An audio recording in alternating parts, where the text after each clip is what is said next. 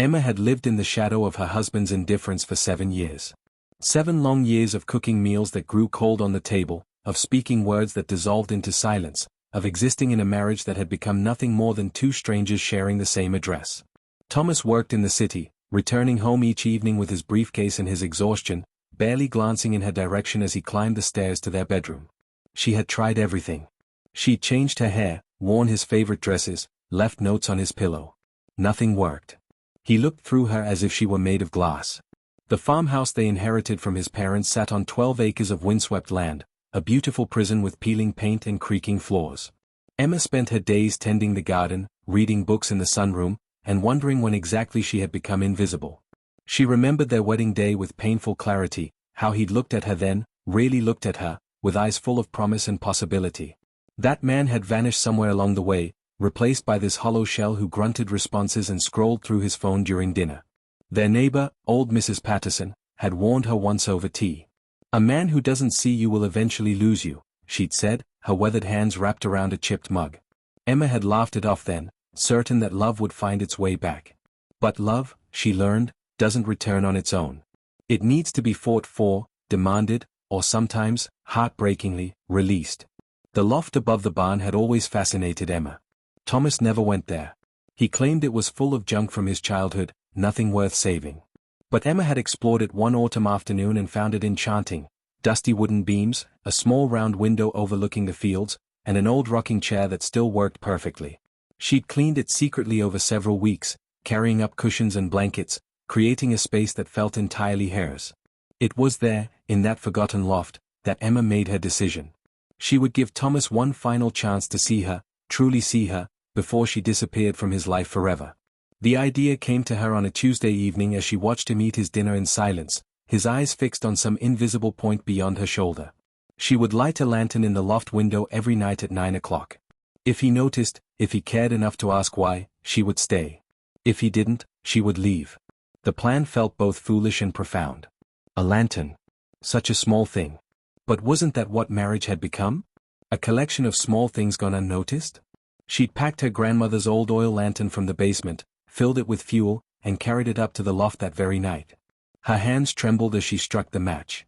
The flame caught, grew, and filled the small window with warm golden light. From her position in the loft, Emma could see directly into their bedroom window. Thomas was already in bed, his back to her, probably asleep or pretending to be. The lantern burned beside her, a tiny beacon in the darkness. She sat in the rocking chair and waited, though she didn't know what she was waiting for. A miracle, perhaps. Or simply an ending. The wind picked up outside, rattling the barn's old bones. Emma pulled her sweater tighter and made herself a promise. She would light this lantern every night for 1 month. 30 days. 30 chances for Thomas to lift his eyes from his own world and notice that his wife was slipping away. If he failed, she would take it as the answer she needed. Sometimes love speaks loudest in silence. Sometimes the most important question is the one never asked aloud. Emma established her routine with quiet determination. Each evening at 8:30, she would climb the wooden ladder to the loft, carrying her lantern and a book she never actually read. By 9 o'clock, the flame would be burning steadily in the window, a golden eye watching over the dark fields. She would sit in the rocking chair until 10, then extinguish the light and return to the house, where Thomas would be exactly where she'd left him, absorbed in his laptop or already asleep. The first week passed without acknowledgement. Thomas came and went like clockwork, his patterns unchanged. Monday through Friday, he left at 7 in the morning and returned at 6:30 in the evening. He ate whatever she prepared, showered, and retreated to his study or bedroom. On Saturday, he did yard work with headphones in his ears. On Sunday, he watched sports. Emma moved through these days like a ghost, lighting her lantern each night with decreasing hope and increasing resignation. But something unexpected began to happen. The ritual of the lantern changed Emma herself. Those quiet hours in the loft became sacred. She started bringing her journal, writing thoughts she'd suppressed for years. She wrote about the girl she'd been before marriage, full of dreams about opening her own bakery, traveling to Ireland, learning to paint. She wrote about the compromises she'd made, each one small enough to seem reasonable at the time, but collectively they'd erased her. The loft became her confessional, her sanctuary, her war room. She wasn't just waiting for Thomas to notice anymore. She was remembering who she was. On the 9th night, she brought up her old sketch pad and drew the view from the window, the barn roof, the field beyond, the tree line against the darkening sky. Her hands were stiff at first, but the movements came back. She'd forgotten how much she loved creating something from nothing. Mrs. Patterson noticed the light one evening and mentioned it when Emma ran into her at the market. "I see you've been spending time in the barn," she said, her eyes twinkling with curiosity. Emma felt her cheeks warm but didn't explain. "Just needed a space of my own," she said simply. The older woman nodded knowingly. "Every woman does, dear. Every woman does." By the third week, Emma had transformed the loft completely. She'd brought up her grandmother's quilt, hung fairy lights along the beams, and positioned a small table near the window where she could write. She'd even hauled up her old record player and a box of vinyl she hadn't touched in a decade. The loft pulsed with life now, with her life, while the house below remained as cold and empty as ever. Thomas still hadn't noticed. Not the lantern, not her longer absences in the evening, not the light in her eyes that came from reconnecting with forgotten parts of herself. He was so deeply entrenched in his own routine that he'd stopped seeing anything beyond his immediate needs. Emma realized with startling clarity that she could probably move out entirely and he might not notice for days. On the 21st night, as Emma sat watching the lantern flame dance and flicker, she understood something profound. She'd started this experiment to test Thomas, to give him a chance to choose her. But somewhere along the way, it had become about her choosing herself.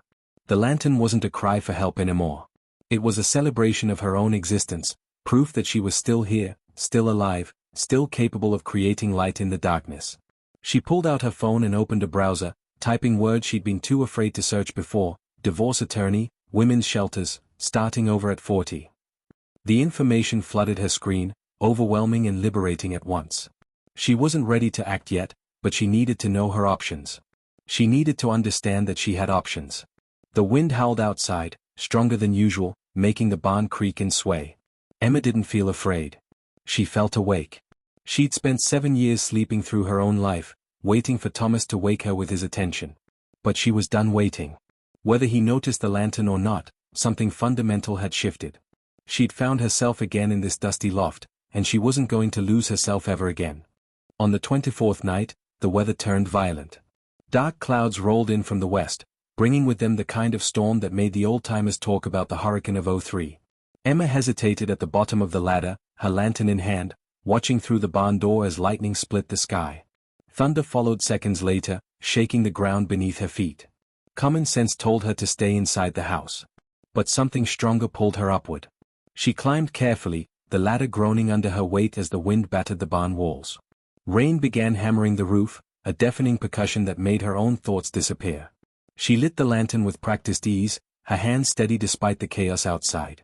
The small flame seemed defiant against the storm's fury, a declaration that some lights refuse to be extinguished no matter how hard the darkness pushes back. Emma had brought her wedding album tonight, though she couldn't explain why. She sat in the rocking chair and opened it slowly, studying the faces of two people who'd believed in forever. Thomas looked so young in these photos, his smile genuine and unguarded. She looked radiant, her eyes bright with trust. When had that trust died? She couldn't pinpoint a single moment. It had been a slow erosion, like water wearing away stone, until one day she looked down and found nothing solid left to stand on. The storm intensified. Wind screamed through gaps in the barn's siding, making the lantern flame shudder and nearly go out. Emma cupped her hand around it protectively. Through the window, she could barely see the house through the sheets of rain. A light was on in Thomas's study. He was probably working, oblivious to the weather, oblivious to her absence, oblivious to everything except the numbers on his screen. Something cracked outside, loud enough to be heard over the thunder. Emma rushed to the window and saw that a large branch had broken off the oak tree near the house. It had fallen across the driveway, blocking Thomas's car. She watched, curious, as the study light went off and the front door opened. Thomas stood on the porch, staring at the fallen branch, his phone pressed to his ear. Probably calling a tree service, she thought. Even in a crisis, his first instinct was to delegate, to solve problems with money rather than effort. But then something unexpected happened. Thomas looked up. His gaze swept across the property, and for the first time in nearly a month, his eyes landed on the barn. On her window. On the small, impossible lantern burning there in the storm. Emma held her breath. She watched as confusion crossed his face, followed by what might have been recognition. He lowered his phone slowly, still staring at the light. The moment stretched between them across the rain-soaked darkness. Emma didn't move, didn't wave, didn't try to signal him. She simply existed in her circle of lantern light, letting him see what had been there all along. Thomas took a step off the porch, then another, moving toward the barn despite the rain soaking through his clothes. Emma's heart began to pound. After 24 nights of silence, was he finally coming to find her?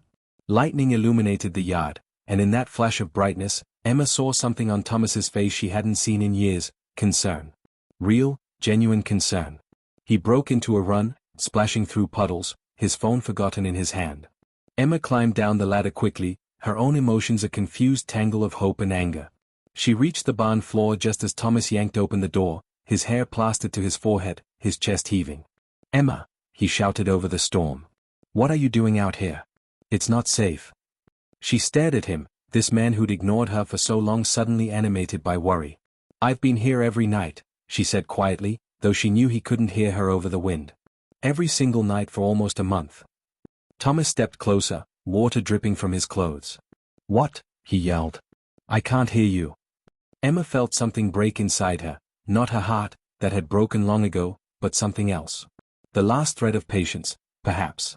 The final whisper of hope that he might understand without her having to explain everything. She picked up the lantern from where she'd set it down and held it up between them, its flame dancing wildly in the draft from the open door. "I've been lighting this lantern every night," she said, her voice rising to match the storm. "Waiting for you to notice. Waiting for you to see me." Understanding dawned on Thomas's face, followed immediately by confusion, then something that looked like pain. He reached out as if to touch her, but Emma stepped back. 24 nights, she continued. 24 chances for you to look up from your life and remember you have a wife. Thomas stood frozen, rain pooling at his feet, his hands still extended in the space between them.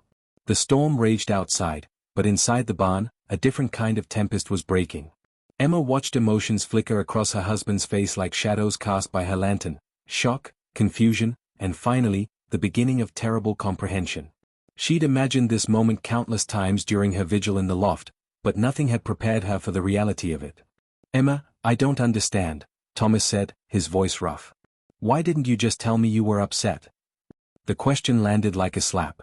After everything, after 7 years of slow disappearance, he thought this was about one conversation. Emma laughed, a sharp sound that cut through the rain's drumming. "Tell you? Thomas, I've been telling you for years. You just haven't been listening." She moved past him to close the barn door, shutting out some of the wind and noise. The lantern light threw their shadows against the wall, two figures that seemed more substantial than the people casting them. Thomas ran his hand through his wet hair, a gesture she'd once found endearing. Now it just looked like frustration, like he was already calculating how to fix this problem and return to his comfortable routine. "I've been working," he said, his voice defensive. "I've been providing for us, making sure we're financially secure. I thought that's what you wanted." Emma set the lantern on an old workbench and turned to face him fully. "I wanted a partner, Thomas. I wanted someone who remembered my birthday without a phone reminder. Someone who asked about my day and actually listened to the answer. I wanted to exist as more than just furniture in your life." The words poured out of her now, 7 years of silence breaking like a dam. She told him about the dinners she'd cooked that he'd eaten without tasting, about the attempts at conversation he'd shut down with monosyllables, about the nights she'd lain awake beside him feeling more alone than if she'd been sleeping in an empty bed. Thomas's face grew pale as she spoke, but she couldn't stop. She'd held these truths too long, and they demanded to be heard. "Do you know when our anniversary is?" she asked suddenly. Thomas opened his mouth, then closed it again. His silence was answer enough. "June 14th, Emma said softly. "We've been married for 7 years, Thomas. 7 years that we promised would be filled with love and partnership and growth. But somewhere along the way, you stopped trying. You stopped seeing me." "That's not fair," Thomas protested, finding his voice. "I've been under incredible pressure at work. The company's been going through changes, and I've had to fight for my position. I thought you understood that." Emma shook her head slowly. "I understood that work was important. But when did it become the only thing that mattered? When did I stop mattering?" Thomas took a step toward her, and she saw something crack in his expression. His eyes, usually so guarded, suddenly glistened with unshed tears. "You've always mattered," he whispered. "I've just been." He trailed off, searching for words that wouldn't come easily. Emma waited, watching him struggle with emotions he'd buried under years of routine and avoidance. "I've been scared," Thomas finally admitted, the word seeming to cost him everything. "My father worked himself to death, Emma. Literally worked until his heart gave out at 53. And I watched my mother fall apart afterward because she'd built her entire life around him. I promised myself I'd never let that happen to us. I'd never let you depend on me so completely that my absence would destroy you." Emma stared at him, this revelation reframing years of neglect through a different lens. "So you decided to absent yourself while you were still alive?" she asked quietly. "You decided to protect me from potential loss by making sure we never really had anything to lose." Thomas flinched as if she'd struck him. "I know it sounds insane when you say it like that. But yes, I think maybe that's exactly what I did." The admission hung between them, heavy and raw. Emma felt her anger shift, not disappearing but making room for something more complex. She'd spent months thinking Thomas simply didn't care, that she'd somehow become unlovable. But this was different. This was a man so afraid of his own capacity for causing pain that he'd inflicted it preemptively, like a slow poison instead of a quick wound. "That lantern," Thomas said, gesturing toward the workbench. "How long were you planning to light it?" Emma met his eyes. 30 days. I gave you 30 days to notice, to care enough to ask why your wife was spending every evening in a barn loft. You had 6 more chances." The number seemed to deflate him. "And after 30 days? What then?" Emma pulled the folded papers from her jacket pocket, information she'd printed from the website she'd been visiting, contact numbers for lawyers and support groups. She didn't hand them to Thomas, but she let him see them. "After 30 days, I was going to choose myself," she said simply. "Because if you couldn't see me in 30 nights of lantern light, then you were never going to see me at all." Thomas stared at the papers in Emma's hand as if they were a death sentence. The storm outside had begun to ease, the thunder growing distant, but inside the barn, everything felt suspended in a moment of terrible clarity. Emma watched her husband's face cycle through denial, panic, and finally, a devastating acceptance. He sank onto an overturned crate, his expensive work shoes splattered with mud, his whole body sagging under the weight of understanding. "I've lost you," he said, not a question but a statement of fact. Emma wanted to say yes, to confirm what they both knew, but the word wouldn't come. Instead, she found herself setting the papers aside and sitting on the crate beside him, their shoulders not quite touching. "You've been losing me for 7 years, she said quietly. "Tonight is just the first time you've noticed it happening."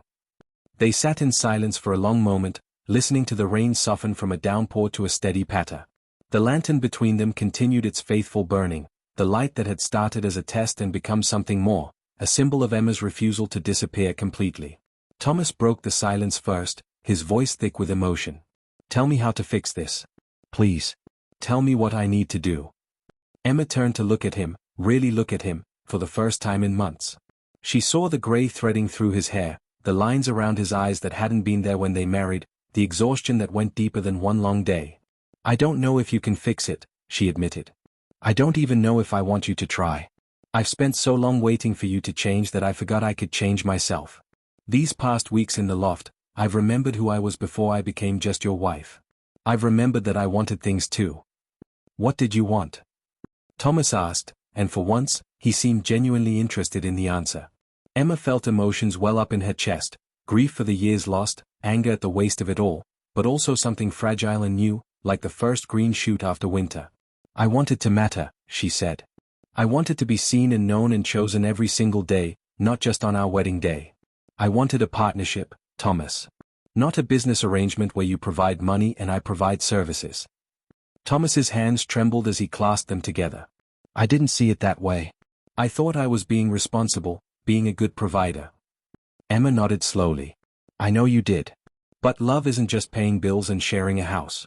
It's showing up, paying attention, choosing each other even when it's inconvenient or uncomfortable. It's noticing when your wife lights a lantern in a barn and asking her why." "I'm asking now," Thomas said, turning to face her fully. "Why the lantern, Emma? Why not just leave, or confront me directly, or scream until I paid attention?" Emma smiled sadly. "Because I needed to know if there was anything left to fight for.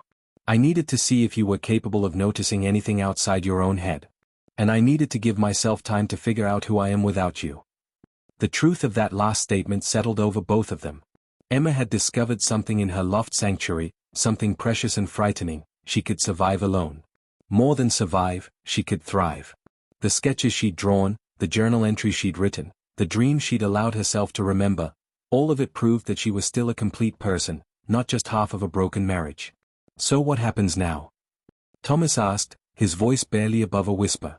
Emma looked at the lantern, its flame steady and sure. Now you have 6 more nights, she said. 6 more chances to show me that you're capable of change. Not promises, Thomas. Not grand gestures or expensive gifts. I need to see real effort, real awareness, real partnership. She stood up, retrieving her lantern and cradling it carefully.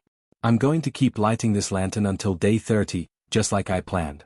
And you're going to prove to me that you can see it, that you can see me. If you can do that, if you can really show up for the next 6 days, then maybe we can talk about whether there's something worth rebuilding here. Thomas stood too, hope and fear warring in his expression. And if I fail? Emma met his eyes with a strength she'd built over 24 lonely nights. Then I keep the light burning for myself. I've learned something important in that loft, Thomas. I've learned that I can create my own warmth, my own light, my own purpose. I don't need you to be whole. But I'm willing to see if we can be better together than apart. She walked toward the barn door, pausing before opening it. Tomorrow night, I'll light the lantern at 9 o'clock, just like always. What you do with that information is up to you. Emma stepped out into the diminishing rain, leaving Thomas standing in the barn surrounded by shadows and the ghost of lantern light. She didn't look back, though she felt his eyes on her as she crossed the muddy yard. Inside the house, Emma climbed the stairs to what had been their bedroom and began gathering her things. She would sleep in the guest room tonight, she decided. Some distance was necessary, some space for both of them to think clearly. As she packed her pillow and a change of clothes, she caught a glimpse of herself in the mirror. Her eyes looked different, clearer, stronger, more certain. The woman looking back at her knew her own worth now. Outside her window, she could see the barn, dark now that she'd brought the lantern inside. But tomorrow night, it would glow again. And the night after that. 5 more nights of light in the darkness. 5 more chances for Thomas to prove he could be the partner she deserved. And if he couldn't, if he failed to show up even now when everything was at stake, then she would take her lantern and build a new life where she never had to beg to be seen again. Emma lay down in the unfamiliar bed, her grandmother's lantern on the nightstand beside her, and felt something she hadn't experienced in years, hope. Not hope that Thomas would save her, but hope that she'd finally saved herself. Whatever happened in the next 6 days, she would be okay. The lantern had shown her that much. She'd lit a small flame in the darkness, and in doing so, she'd illuminated a path forward, with or without the man who'd stopped walking beside her long ago. The rain had stopped completely now. Through the window, stars were beginning to appear in the clearing sky, small points of light fighting through the clouds. Emma closed her eyes and smiled. Tomorrow, she would light her lantern again. And she would keep lighting it, night after night, for as long as it took to find her way home, whether that home included Thomas or not.